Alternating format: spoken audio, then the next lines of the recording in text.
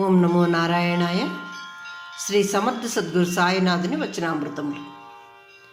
117వ సూత్రము.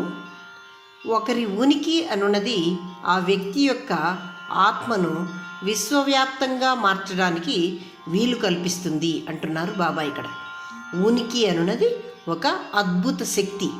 ఉనికి అనున్నది ఒక సంపూర్ణత్వం. దాని యొక్క సుగుణము మౌనము. ఉనికి మన మనస్సును నిశ్చలంగా ఉంచుతుంది. ఈ ఉనికి శరీర కణాల పరివర్తనకు మరియు మానసిక పరివర్తనకు కారణమవుతుంది. అనగా బాబా ఇక్కడ చెప్తున్నారు, నువ్వు నీ ఉనికి అనగా నేను ఉన్నాను అనే భావన నీకు సంపూర్ణతను ఇస్తుంది.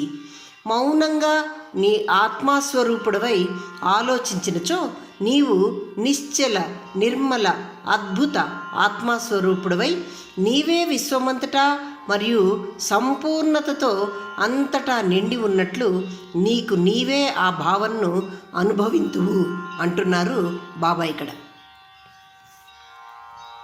118వ సూత్రము. మనము ఈ శరీరము నుండి నిష్క్రమించే సమయంలో మనం కలిగి ఉండే అంతిమ ఆలోచన మన తదుపరి జీవన గమనాన్ని నిర్ణయిస్తుంది అంటున్నారు బాబా. ఇక్కడ ఆ అంతిమ ఆలోచన మన ముందరి జీవిత ప్రధాన ఆలోచన అవుతుందట. అంటే మనం మరణించే సమయాన సద్భావనలు మనం కలిగి ఉంటామని చెప్పలేము కదా. చాలామంది భయంతో చనిపోతారు. కాబట్టి వారి పునర్జన్మకు లేక వారి తదుపరి జీవితాన్ని భయంతోనే మొదలు పెడతారు. చాలామంది వారి కోరికలు నెరవేరక భీతితో మరణిస్తారు. వారి ఆలోచనలలో వారు కలిగి ఉన్న కోరికలు వారి మరుసటి లేక రాబో జీవితానికి ఆలోచన పునాదులు అవుతాయి అంటున్నారు బాబా. ఇక్కడ 119వ సూత్రము. ఎవరైతే శరీరాన్ని విడుచు సమయాన నన్ను తలచునో వారు మరణానంతరము నాయందే ఐక్యమగుదురు అని శ్రీకృష్ణ పరమాత్మ చెప్పారు. అందువల్ల మనిషి స్పృహ కలిగి ఉండి తన స్వీయ ఆత్మను పట్టుకొని అభ్యాసాన్ని ఆచరించాలి. మరణ సమయాన ఇంకా వేరు ఆలోచనలు లేక ఆత్మసాక్షాత్కార స్పృహను పొందుటకు కృషి చేయుము. అటువంటి అభ్యాసానికి గురువు లేక యోగి యొక్క అవసరం మనకెంతైనా ఉంది అంటున్నారు బాబా. ఇక్కడ 120వ సూత్రము.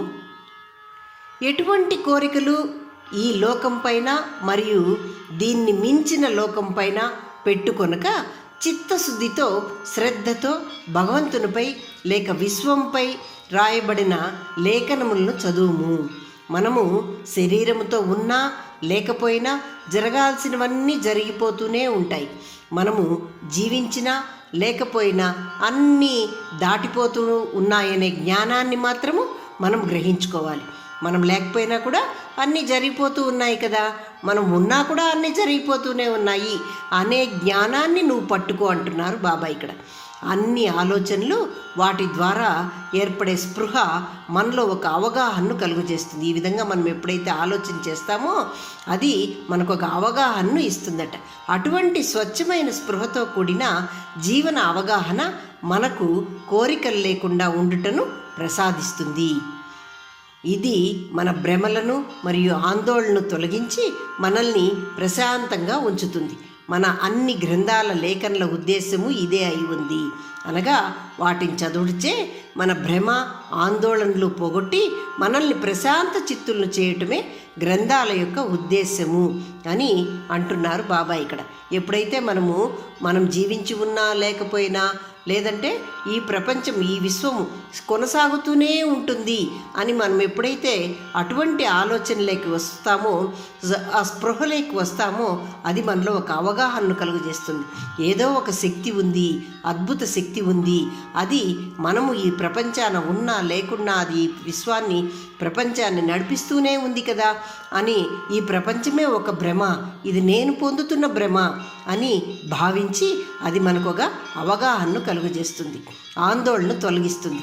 అదియే అప్పుడు మనము ఈ గ్రంథాలను చదవటం ద్వారా ఈ శక్తి మనకు ఆ స్పృహ కలుగుతుంది అంటున్నారు బాబా. ఇక్కడ ఓం నమో నారాయణాయ.